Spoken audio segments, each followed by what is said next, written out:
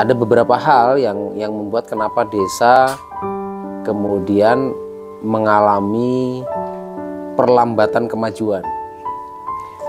Sisi yang perlu digarisbawahi yaitu tentang SDM-nya.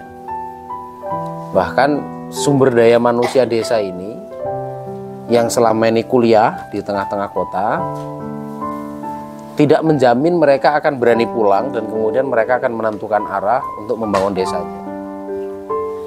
Jadi relasi pengetahuan ini kemudian berkumpul di tengah kota sehingga desa mengalami kekosongan intelektual. Ini problem yang teman-teman hadapi dan betapa penting desa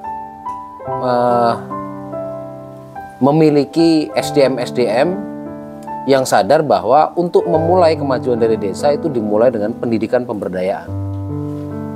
Tanpa pendidikan pemberdayaan, maka masyarakat desa itu tidak mengalami sebuah konsolidasi pengetahuan.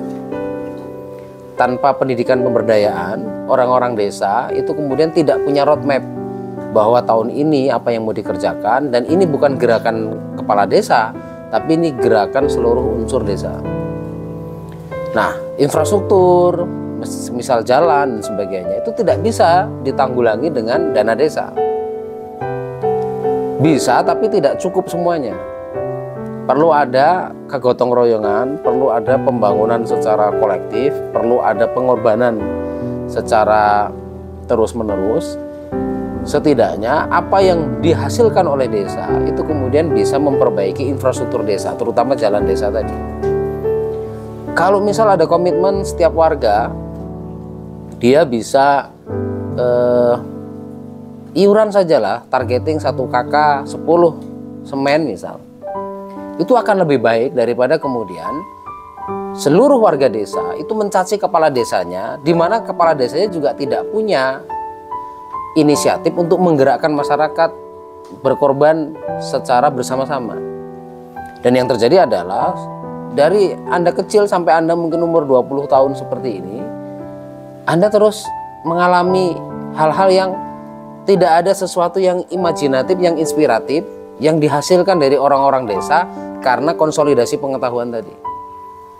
Jadi orang-orang desa kehilangan ide-ide menariknya, orang-orang desa kehilangan gagasan-gagasan otentiknya. Orang-orang desa mengalami stagnasi berpikir, sehingga sepertinya orang akan terus mengalami urbanisasi. Orang akhirnya melirik kota karena hiburan kebanyakan di kota, modernitas ada di kota, bank ada di kota, pasar ada di kota, tempat nonton film ada di kota, kampus-kampus ada di kota gitu. Kemudian orang seperti kehilangan harapan terhadap desa, di mana desa itu sebenarnya menyimpan banyak kebudayaan yang tersembunyi. Desa menyimpan banyak local wisdom. Desa menyimpan banyak kearifan lokal. Desa menyimpan banyak lokal genius. Nah, kalau ini diterus-teruskan, maka desa tidak menjadi halaman depan pembangunan Indonesia.